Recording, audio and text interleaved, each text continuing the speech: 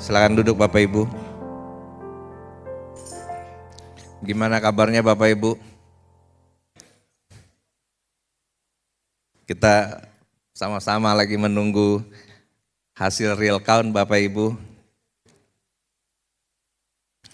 Cuman message buat kita semua sebagai orang Kristen, kemarin kita sudah menjadi warga negara yang baik dengan memberikan hak suara kita. Nanti siapapun yang terpilih, kita harus dukung mereka. Kita sudah stop menyebarkan berita-berita yang tidak benar, tidak baik. Keluarkanlah berita-berita yang positif, sehingga orang akan menilai kita bahwa kita mendukung pemerintah kita dan memang itu yang dikehendaki dalam firman Tuhan. Nah, tapi yang lucunya 14 Februari lalu sebelum pemilu, beberapa dari kita muncullah banyak komentator-komentator politik yang membacakan rekam jejak dari 1, 2, 3, entah itu rekam jejaknya benar, entah itu enggak benar, pokoknya tiba-tiba jadi mendadak ahli politik ya semuanya. Cuman ya lucunya ya, kebanyakan yang memberikan rekam jejak itu negatif. Jadi saya pikir kok kita memilih bukan berdasarkan prestasinya, tetapi siapa dari antara ketiga ini yang kesalahannya paling sedikit. Gitu. Cuman ya itulah lucunya pemilu, sebentar lagi pasti kita akan ganti pemimpin, tapi semoga pemimpin kita Yesus Kristus dulu, sekarang dan selamanya tidak pernah berubah dalam hidup kita. Amin. Nah, pertanyaannya hari ini adalah, kalau kita begitu expertnya membahas ketiga paslon, apakah kita masih mengikuti rekam jejak Yesus saat ini? Apakah kita masih terus haus, masih terus lapar, masih terus belajar tentang Yesus? Atau kita sudah berhenti, sudah puas, merasa sudah cukup tahu, sehingga kita pikir Yesus itu cuma ada di dalam Alkitab, tapi tidak ada di dalam kehidupan sehari-hari, sehingga kita berhenti mencari Dia, kita berhenti memperhatikan hidup kita, sehingga kita banyak kehilangan di situ. Saya punya 2 orang putra, Bapak Ibu juga tahu. Saya belajar melihat pertumbuhan mereka tuh, saya belajar yang 13 tahun sama yang 7 tahun ini. Banyak hal yang saya lihat ketika mereka melihat dunia ini, mereka tuh terpesona. Mereka bilang, wow Pak kok bisa begini, Pak kok bisa begitu gitu loh. Yang saya pikir, kok biasa aja, tapi buat mereka itu sesuatu yang luar biasa gitu loh. Ketika mereka melihat dunia tuh, Pak yang gede lagi mulai suka motor, jadi dia sering nanya, Pak itu motor apa, harganya berapa, speednya berapa, dia pelajarin gitu. Saya bilang tunggu sampai kamu punya SIM, saya bilang. Cuman yang kecil pun juga banyak pertanyaan-pertanyaan, boleh nonton ini enggak, boleh nonton itu enggak, dia penasaran. Banyak sekali hal-hal yang membuat anak-anak saya ini penasaran. Dan saya perhatiin, mereka melihat dunia itu begitu luar biasa, begitu menakjubkan. Tapi sayangnya seiring bertambahnya umur, seringkali kita bertumbuh dewasa, menjadi tua gitu ya. Terkesan semuanya itu mulai biasa-biasa aja. Apa yang terjadi di sekitar kita itu kehilangan keistimewaannya. Biasa aja, hari ini ya seperti hari ini, besok juga seperti hari ini, gak ada yang istimewa gitu. Kita gak pernah memperhatikan bagaimana pekerjaan Tuhan, bagaimana perbuatan Tuhan, bagaimana kondisi kerohanian kita, apapun yang terjadi Tuhan campur tangan, Tuhan mengajarkan apa gitu loh.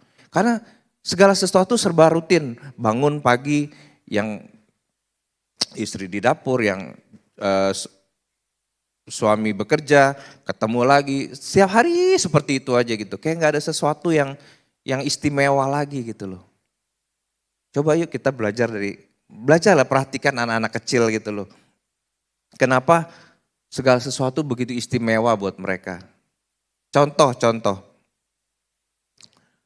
Bapak Ibu siapa yang di sini suka pagi-pagi cari spot terbaik di daerah rumahnya, terus bangun pagi-pagi melihat matahari terbit? Enggak ada? Nah, pertanyaan saya, kenapa kalau kita ke Bromo, kita bela-belain bangun jam 2 pagi, enggak tidur, naik jeep, bayar mahal, kita pergi ke atas rame-rame, di atas tuh empit-empitan kita sama orang-orang lain dan kita kedinginan. Kita mesti bayar harga beli jaket segala macem. Padahal itu matahari yang sama loh setiap hari terbit di sekitar kita. Kita nggak pernah mau cari tahu keindahannya. Dari matahari terbit itu di jam yang sama, menit yang sama, detik yang sama, itu kan suatu keajaiban sebenarnya. Cuma karena kita setiap hari ngeliat jadi udah nggak wow lagi, udah biasa aja, besok juga seperti itu lagi gitu loh. Tapi kenapa kalau ke Bromo kita bela-belain, udah capek, sampai sana kurang tidur, tetap aja dihajar malamnya kita ngelihat sunrise. Beda lah pasti, Fem, benar beda. Tapi pertanyaan saya, pernah nggak sekali aja coba daerah rumah kita, spot mana sih yang terbaik matahari terbit, saksikan itu gitu. Dan rasakan, wow, mengucap syukur kalau Tuhan masih memberikan semuanya itu. Ya, intinya adalah bagaimana kita memiliki kerendahan hati untuk memperhatikan, oh Tuhan baik. Sebenarnya dari malamnya aja kita harus bersyukur. Kita bisa tidur, kita harus bersyukur. Kita bisa bangun, lebih bersyukur lagi. Tinggal saksikan matahari terbit. Simpel sebenarnya. Tinggal bagaimana kita memiliki kerendahan hati, kita memiliki rasa bersyukur, dan kita memperhatikan semuanya itu. Sama seperti sama seperti gambar ini nih. Nah, kenapa kita selalu melihat ke sisi kanan, kita nggak pernah melihat ke sisi kiri? Kita selalu melihat, wah buruk, jelek, bosen, begini terus, tebing terus, batu terus. Padahal kita tinggal memalingkan muka kita ke sebelah kiri, kita lihat, wow.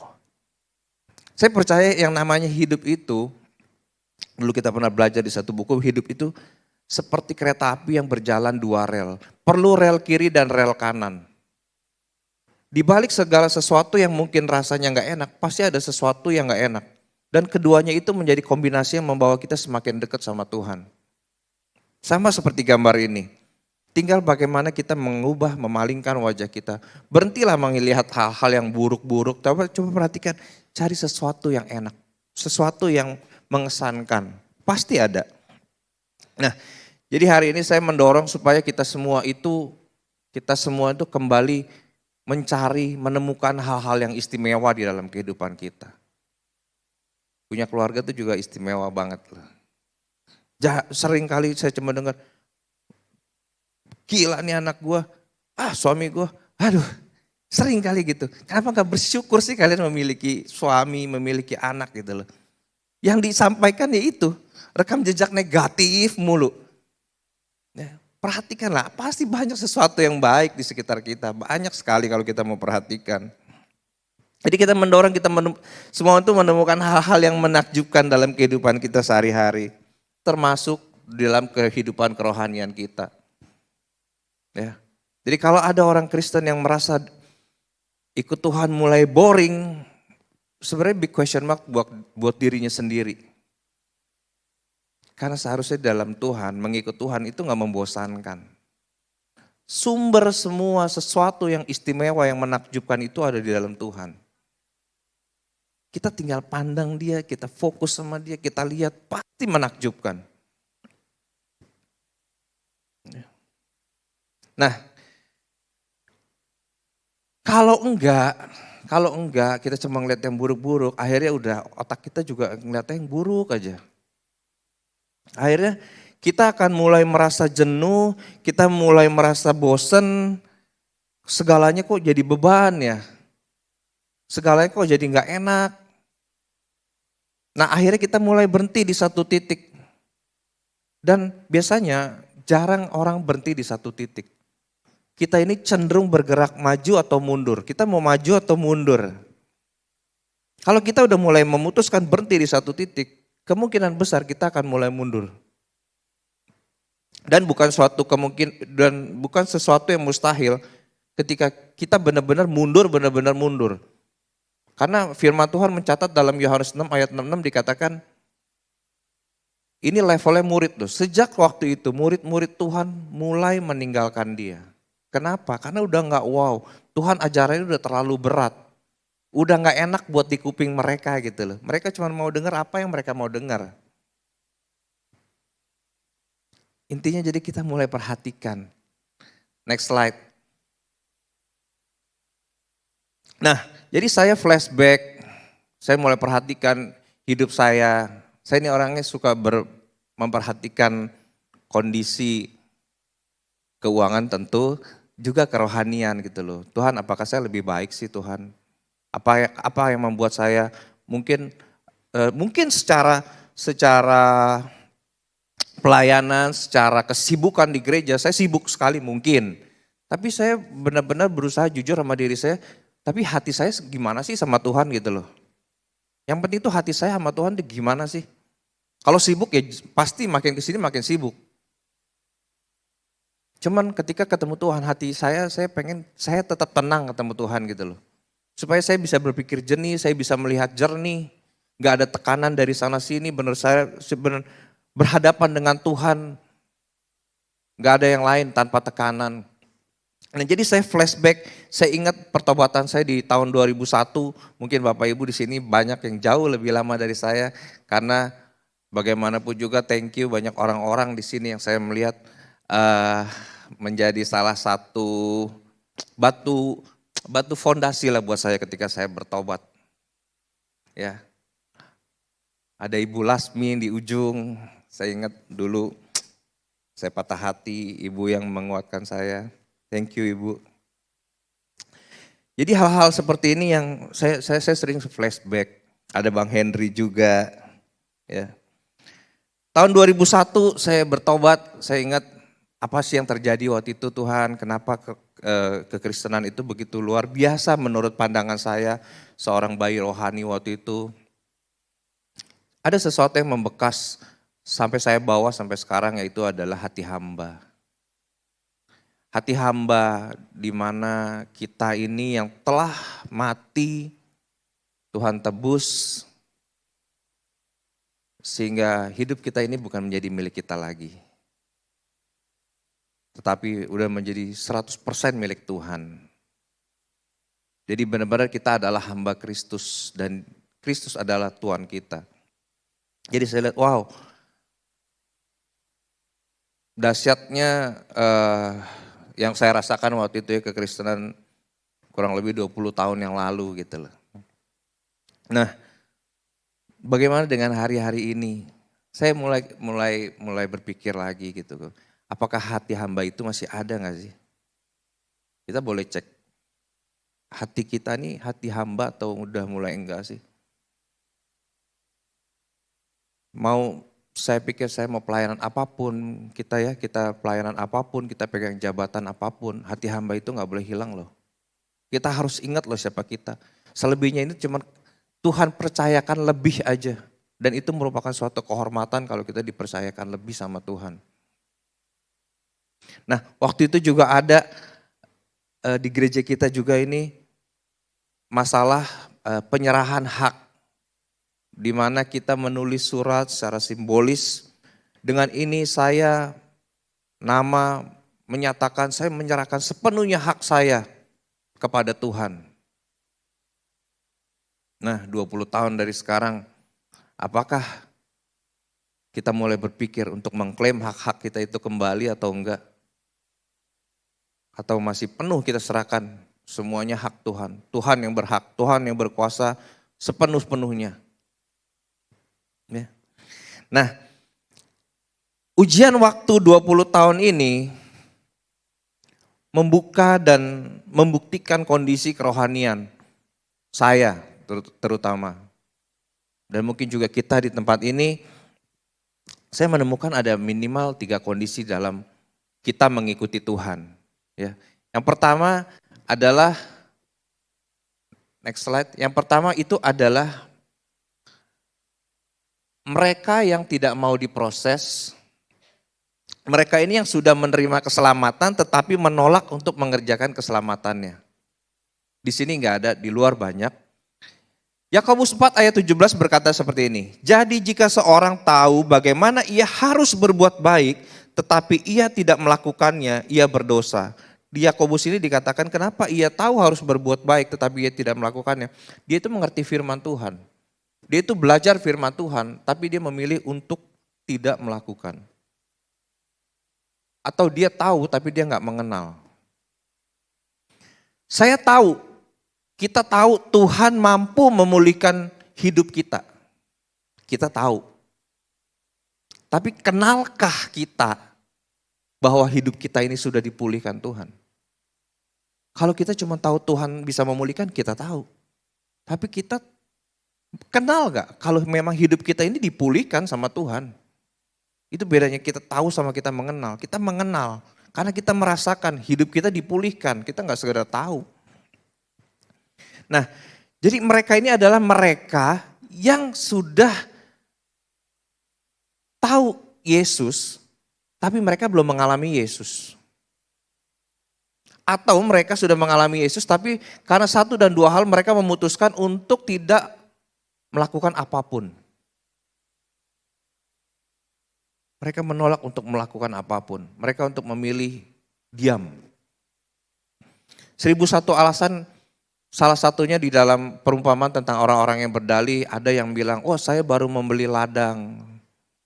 Jadi Yesus waktu itu mengundang mereka, yang satu, saya minta maaf ya, saya baru beli ladang, saya nggak bisa ikut. Oke.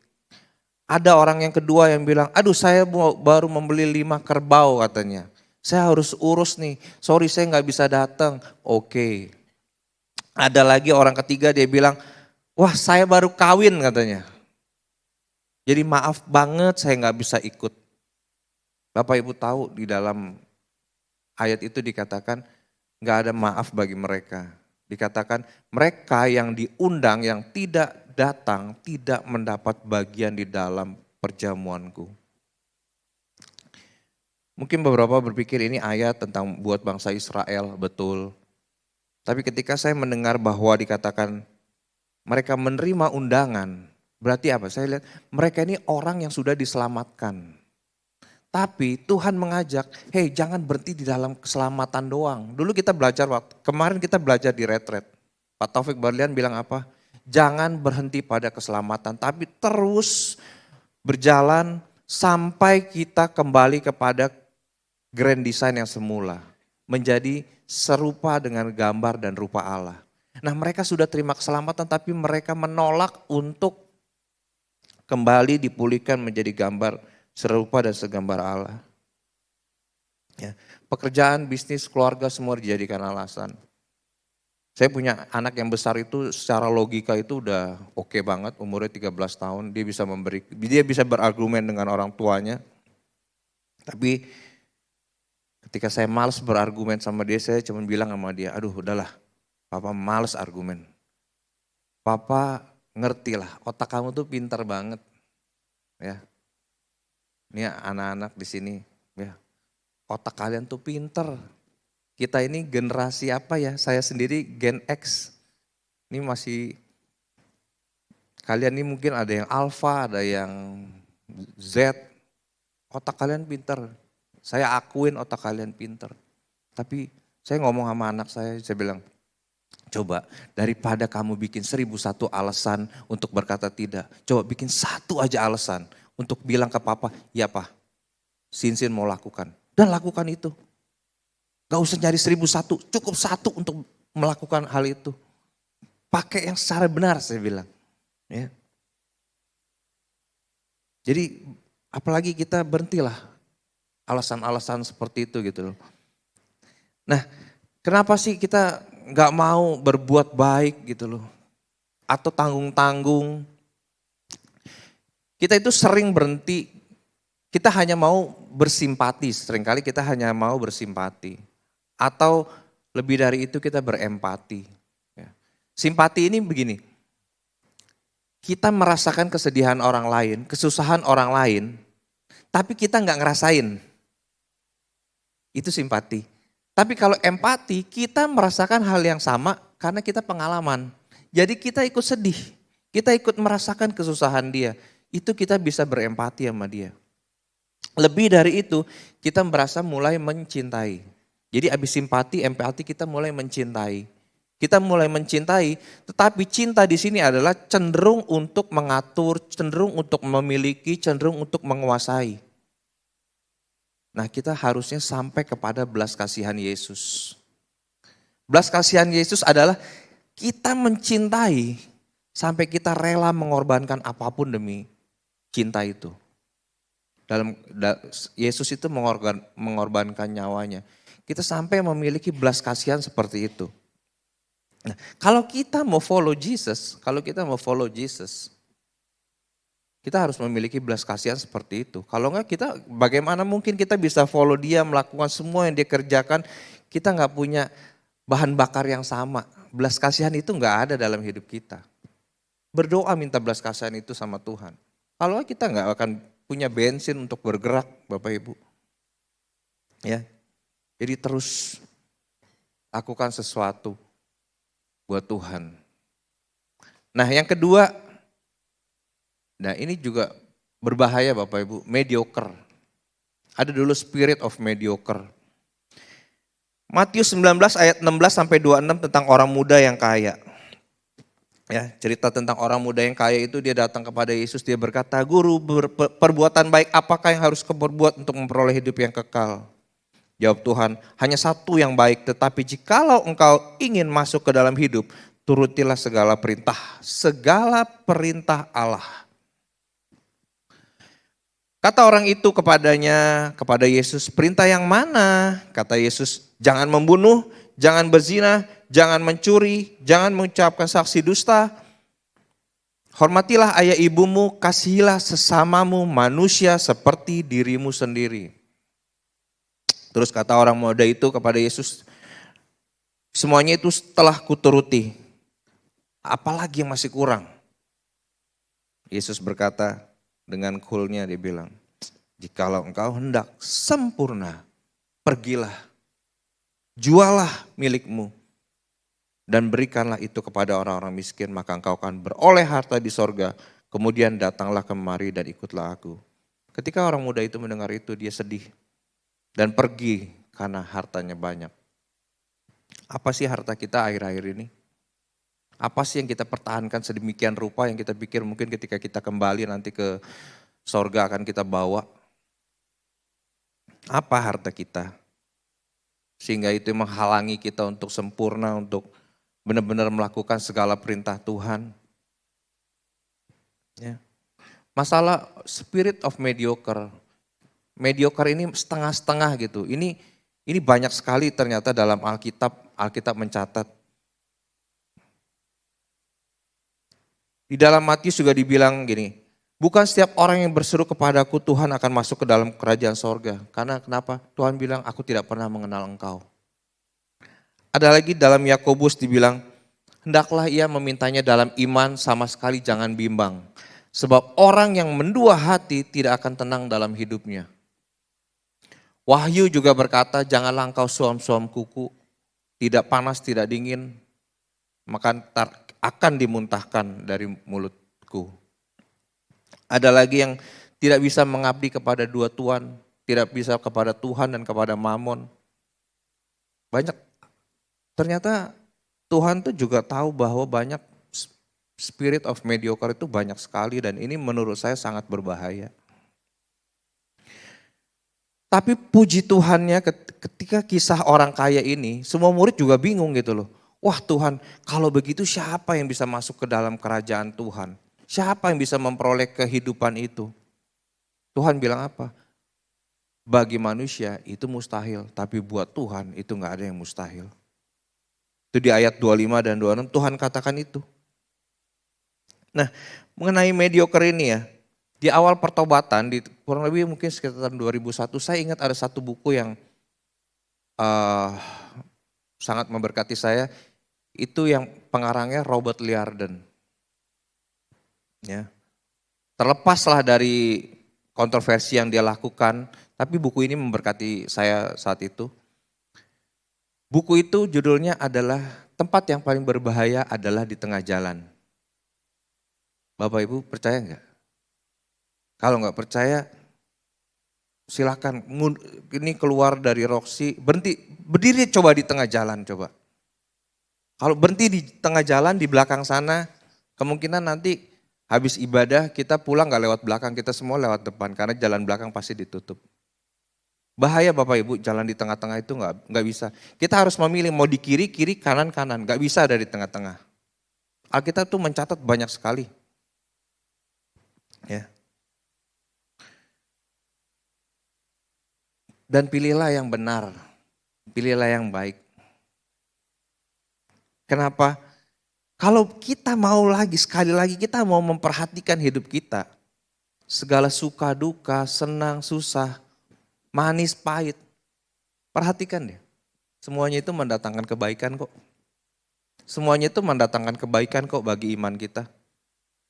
Kalau kita memperhatikan, kita mau sabar aja, tunggu Tuhan menggenapi janjinya. Semuanya Tuhan bikin clear. Dan kita akan seperti anak kecil, seperti anak saya bilang, wow. Ternyata ini rencana Tuhan. Yang penting di sini adalah kita mau terus diproses.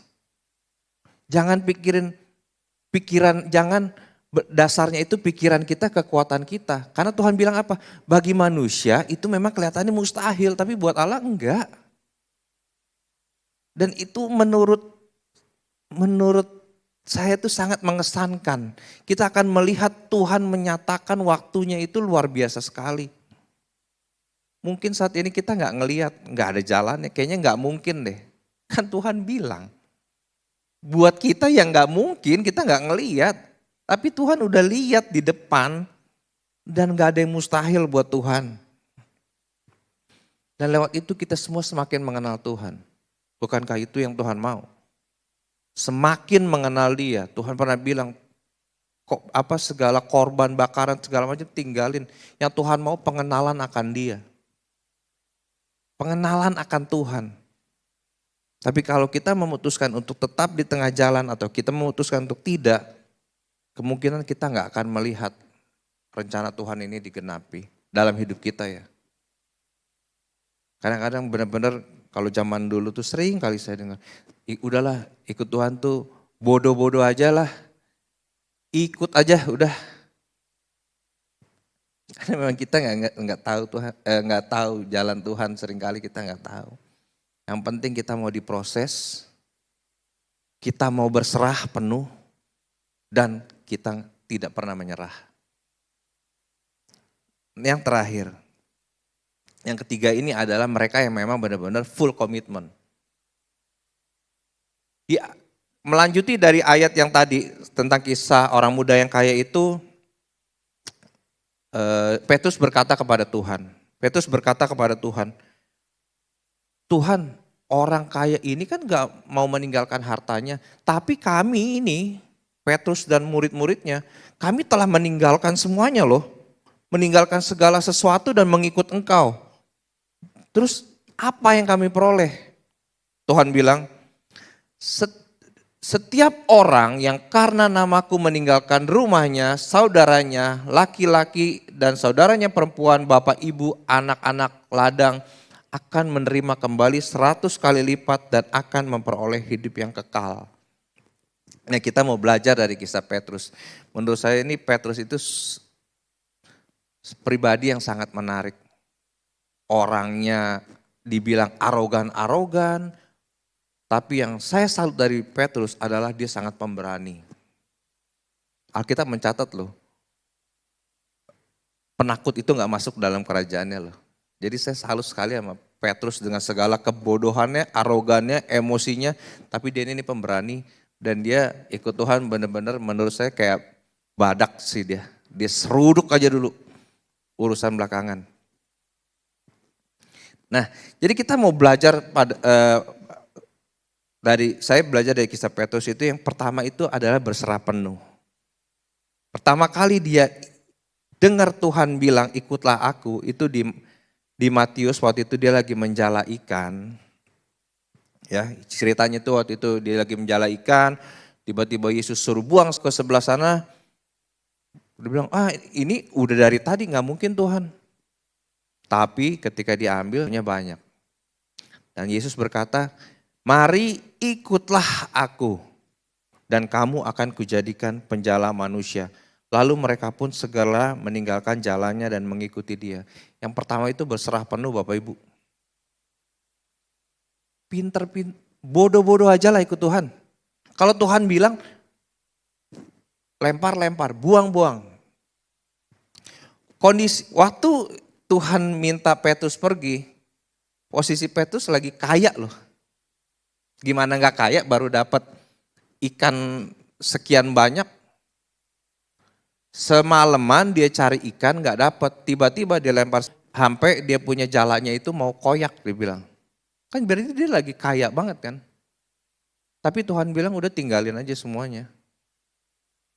Ya. Ketika Tuhan memanggil kita, apa sih yang harus kita tinggalin?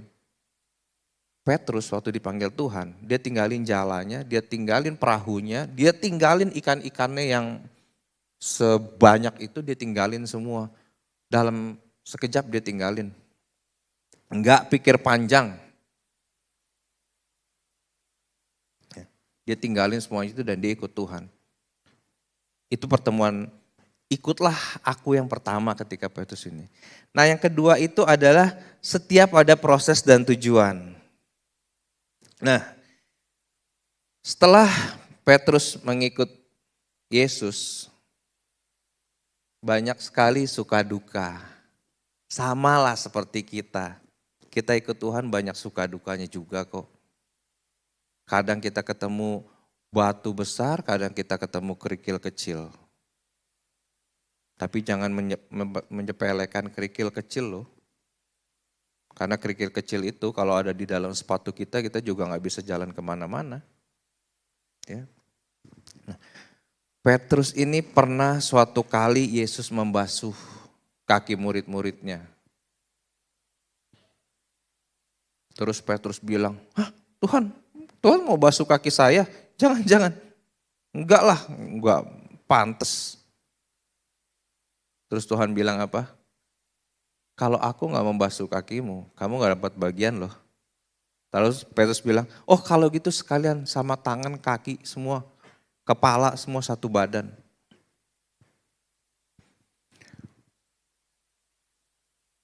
Bapak Ibu sadar gak? Tuhan Yesus juga merendahkan dirinya buat kita. Secara gak kelihatan, sadar gak sih Tuhan Yesus tuh membasuh kaki kita loh. Dia mau merendahkan dirinya bagi kita loh. Petrus juga pernah, ini beraninya Petrus, dia berjalan beberapa langkah di atas air yang akhirnya dia tenggelam. Dan ketika itu juga Yesus mengulurkan tangannya dan menarik dia kembali. Pernah gak sih Bapak Ibu menyadari gitu loh. Ada momen-momen di saat kita terjatuh, kita terpuruk, kita hampir tenggelam, kita gak berdaya, terombang ambing. Ada sebuah tangan yang begitu kuat menarik kita dari sana dan kita ditarik kembali ke perahu kita.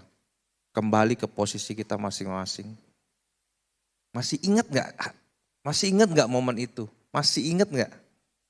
Saat-saat itu.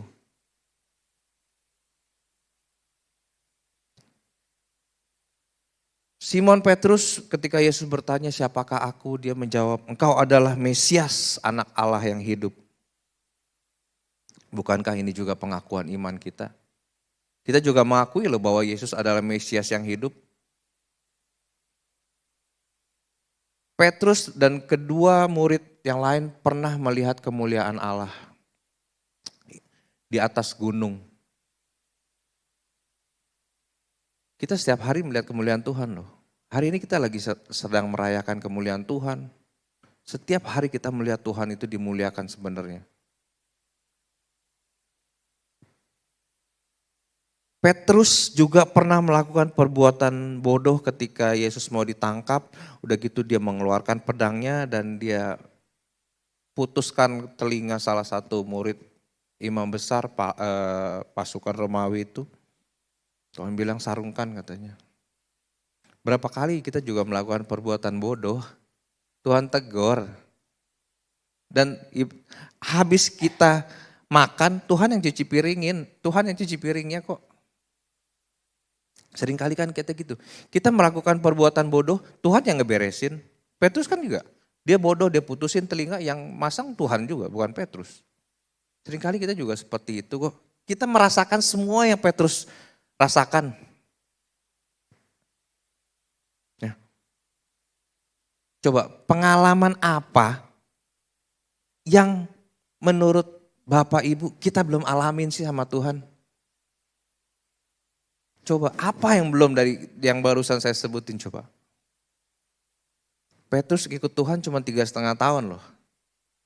Kita mungkin ada yang 35 tahun. Pasti lebih lama lah. Saya sendiri udah 20 tahun. Kalau dibilang saya merasakan semuanya. Perbuatan bodoh, iya. Tuhan mengeluarkan tangannya, iya.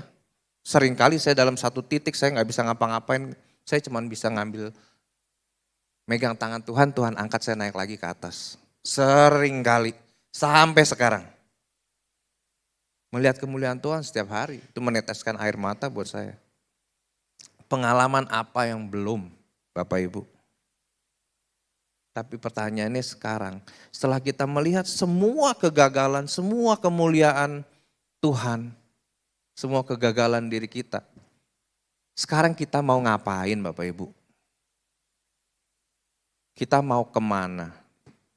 Kita mau mengakhirinya ini seperti apa? Kita masih mau terus follow Jesus atau berhenti di sini? Kita mau punya akhir cerita kehidupan kita ini seperti apa? Saya salut sama Petrus ketika dia mau disalib, dia minta disalib terbalik karena dia bilang saya nggak pantas disalib seperti Yesus. Bukan masalah salibnya, tapi bagaimana dia menemukan kerendahan hatinya. Seorang yang arogan, yang sombong menyatakan saya nggak pantas disalib seperti dia. Tolong saya disalib terbalik aja. Ya.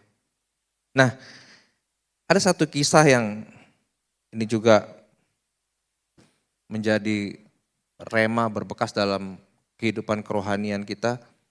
Ketika Yesus habis menyangkal Tuhan, oh iya, masalah menyangkal Tuhan juga bukankah kita seringkali menyangkal Tuhan ya? Alkitab mencatat Petrus menyangkal Tuhan itu 3 kali loh Bapak Ibu.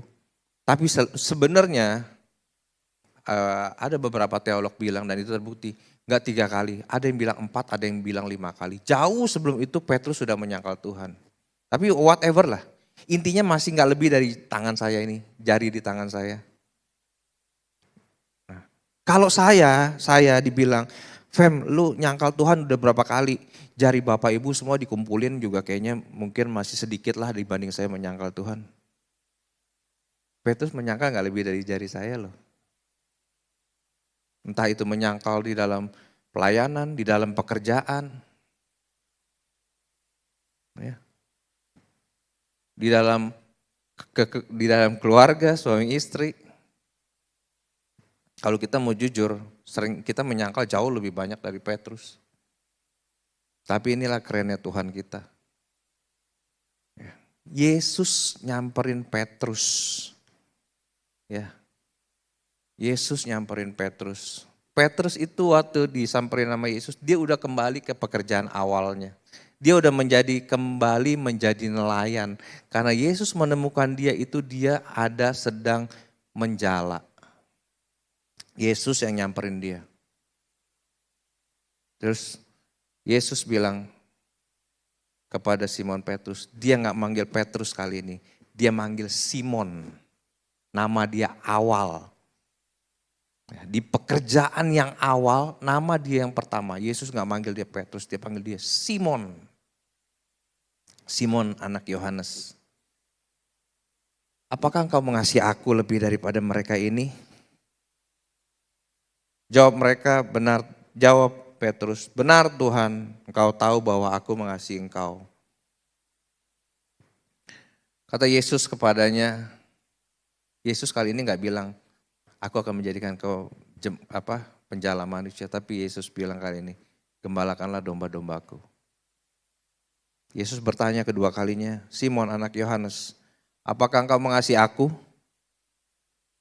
Jawab Petrus, benar Tuhan, engkau tahu bahwa aku mengasihi engkau. Kata Yesus kepadanya, gembalakanlah domba-dombaku. Pertanyaan ketiga, pertanyaan yang sama. Kata Yesus untuk ketiga kalinya, Simon anak Yohanes, apakah engkau mengasihi aku? Maka sedih hati Petrus karena Yesus berkata untuk ketiga kalinya, apakah engkau mengasihi aku? Dan ia berkata kepadanya, Tuhan engkau tahu segala sesuatu, engkau tahu bahwa aku mengasihi engkau. Kata Yesus kepadanya, sama, gembalakanlah domba-dombaku. Dan selebihnya Tuhan bilang bagaimana Petrus nanti akan mati. Dan di ujungnya di ayat 19 dikatakan, hal ini dikatakannya untuk menyatakan Petrus akan mati dan memuliakan Allah. Sesudah mengatakan demikian, ia berkata kepada Petrus, ikutlah aku. Ini makanya kerennya Tuhan kita, keselamatan itu inisiatif Tuhan. Ternyata pengampunan itu tuh juga inisiatif Tuhan loh. Semuanya itu inisiatif Tuhan. Tuhan sudah sediakan kalau kita mau membuka hati. Ya. Saat ini kita pribadi lepas pribadi di tempat kita duduk, Tuhan memberikan pertanyaan yang sama. Tinggal tergantung kita mau Tuhan bertanya berapa kali. Pertanyaannya tetap sama. Saya yakin pertanyaannya sama. Do you love me? Pertanyaannya sama Bapak Ibu. Do you love me? Dan saya yakin jawabannya juga sama. Saya yakin jawabannya sama. Gembalakanlah domba-dombaku. Sama seperti ketika pertama kali Tuhan memanggil Petrus. Tuhan memanggil Bapak Ibu juga untuk tujuannya sama, satu. Menjadi penjala manusia. Sama, gak ada yang beda. Gak ada yang Tuhan memanggil kita untuk menjadi penggembira atau menjadi apa. Sama tujuannya, menjadi penjala manusia. Dan sekarang pun ketika Tuhan bertanya, do you love me? Kalau kita bilang, ya Tuhan, ya Tuhan akan bilang, gembalakanlah domba-dombaku. Kecuali kalau Bapak Ibu bilang, enggak Tuhan, saya enggak tahu jawabannya. Ya itu urusan Bapak Ibu masing-masing. Nah yang ketiga adalah next, pribadi yang hanya fokus sama Tuhan. Pribadi hanya fokus sama Tuhan. Jadi ini Tuhan berbicara ketiga kali, ikutlah aku. Jadi setelah kejadian dia menyangkal, mereka lagi kayak fellowship gitulah ya, kayak di komsel-komsel mereka fellowship. Ada salah satu murid yang dikasih Tuhan, gak ditulis namanya siapa, tapi ketika karena ini ditulis di kitab Yohanes, kalau Yohanes itu dia merasa dia murid yang paling dikasih sama Tuhan. Dia selalu menggambarkan Tuhan dari sisi kasih yang berbeda. Jadi dia bilang murid yang dikasih Tuhan. Nah dia bilang, Tuhan siapa sih yang akan menyerahkan engkau nanti? Nah Petrus ngeliat nih, terus dia bilang, Tuhan ini yang terjadi sama dia apa ya Tuhan? Yesus bilang, udah gak usah kepo, gak usah ngurusin orang. Kalau dia mau hidup sampai kepada aku datang, itu bukan urusanmu. Tetapi engkau ikutlah aku. Intinya apa? Gak usah lihat kanan kiri Bapak Ibu. Perjalanan kita gak sama. Tujuannya sama, tapi jalannya berbeda Bapak Ibu. Gak usah lihat kanan kiri. Terlebih lagi, jangan menghakimi kanan kiri. Itu terlebih lagi. Kita gak tahu kapan kita akan menjadi yang terdahulu, kapan kita akan menjadi yang terakhir. Jadi gak usah ngelihat kanan kiri, gak usah, apalagi menghakimi kanan kiri. Tuhan gak pernah suruh kita menghakimi, Tuhan cuma suruh kita mengasihi. Ya.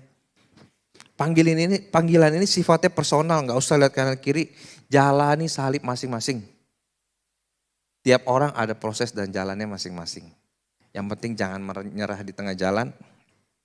Fokus sama Tuhan. Ya. Nah, dalam follow Jesus ini kita melihat ada momen-momen di mana Tuhan itu begitu cemburu Bapak Ibu. Saya ini suka mengikuti seminar keluarga dan lain-lain, jadi saya tahu pentingnya sebuah hubungan, sebuah keluarga. Tapi saya seringkali merasakan ada satu momen di mana Tuhan begitu cemburu. Femerio, lupakan yang lain. Aku perlu kamu saat ini.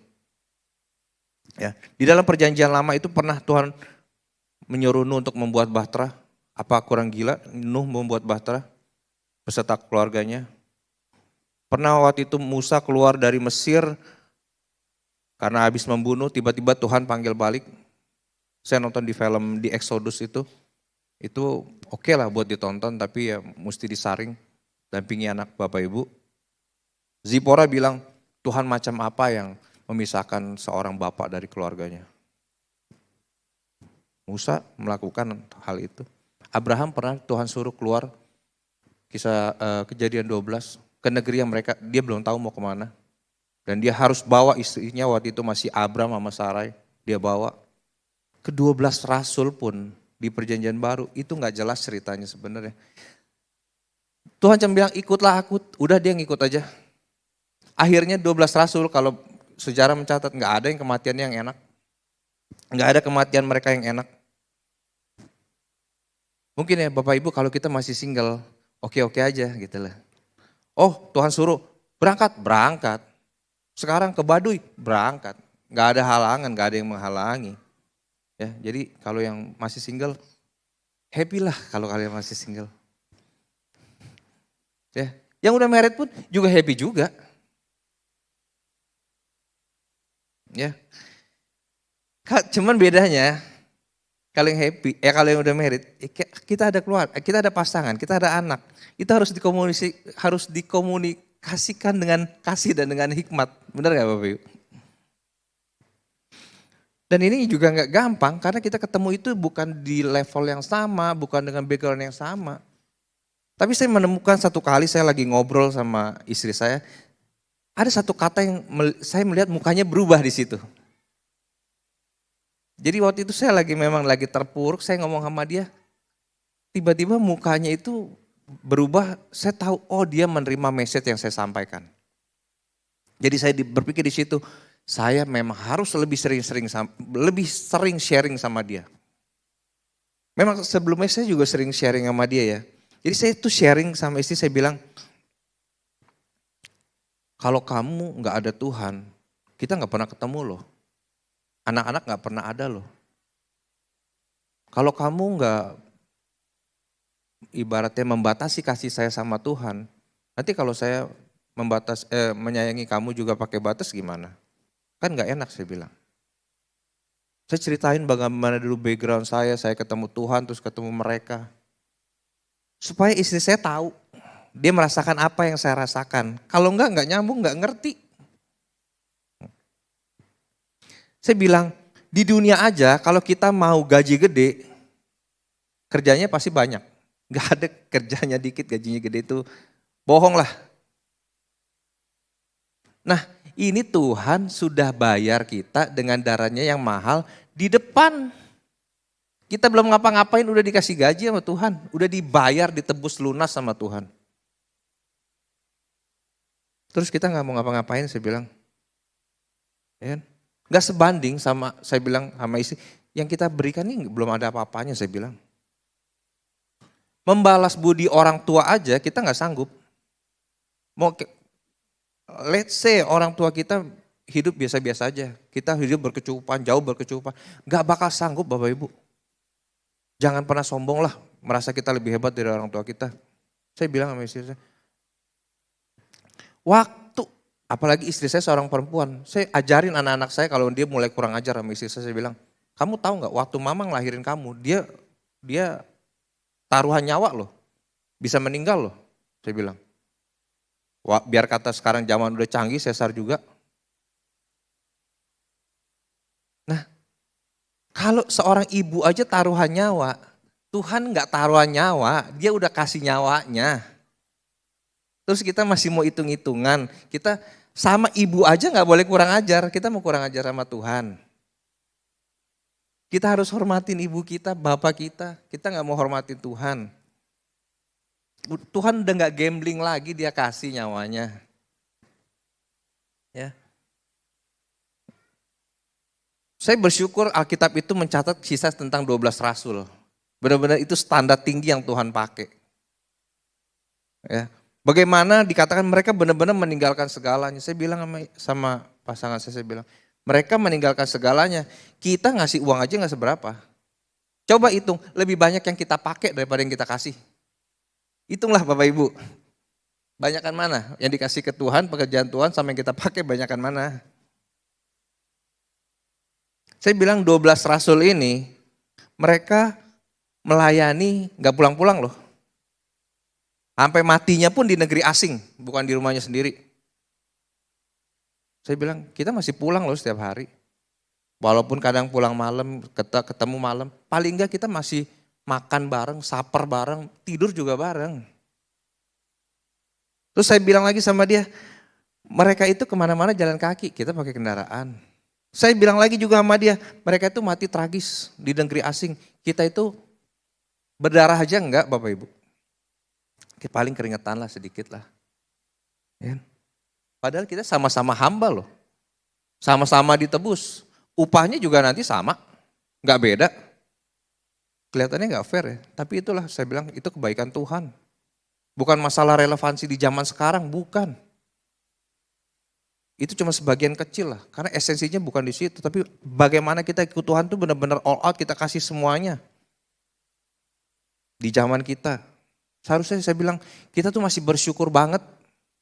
Tuhan ngerti kondisi kita, Tuhan ngerti kondisi hati kita, Tuhan ngerti iman kita. Tuhan ngerti banget iman kita. Jadi saya bilang udahlah, kalau Tuhan bilang, apakah kita mengasihi? Ya udah, kita mengasihi Tuhan. Ya udah, gembalakanlah domba-dombaku. Terus maksudnya gembalakan domba-dombaku, apakah kita harus jadi gembala sel, gembala Arya, ataupun gembala jemaat, gembala sidang? Enggak. Esensinya adalah kita memiliki belas kasihan Tuhan dan kita mau melayani sesama kita. WL, singer, para pemain musik, mereka sedang mengembalakan, memberikan kontribusinya, memberikan sesuatu untuk komunitas kita di tempat ini, jemaat di tempat ini. Ya, esensinya adalah itu. Kita apa yang kita punya kita berikan. Dan dasarnya belas kasihan Tuhan. Nah, saya sampai kepada penghujung, saya mau tutup khotbah saya. Mungkin WL, para pemain musik boleh naik. Bapak Ibu, tema hari ini saya dapat itu sebenarnya di akhir 2023 menjelang mau memasuki tahun 2024. Saya ditanya, Fem, resolusi tahun 2024 apa Fem? Rohani ya. Saya rindu, saya bisa bilang follow me. Sama seperti Tuhan juga bilang, follow me. Di dalam 1 Korintus 11 ayat 1, ikutilah teladanku, jadilah pengikutku, sama seperti aku juga menjadi pengikut Kristus. Jadi saya berdoa lewat firman Tuhan hari ini, kita semua yang ada di tempat ini maupun yang menonton di rumah, kita semakin diingatkan kembali status kita bahwa kita ini hamba loh. Dan kita dikuatkan di situ. Dan kita berani berkata, follow me. Because I follow Jesus. Ikutlah aku. Sebab aku mengikuti Tuhan. Saya jemput Bapak Ibu untuk bangkit berdiri.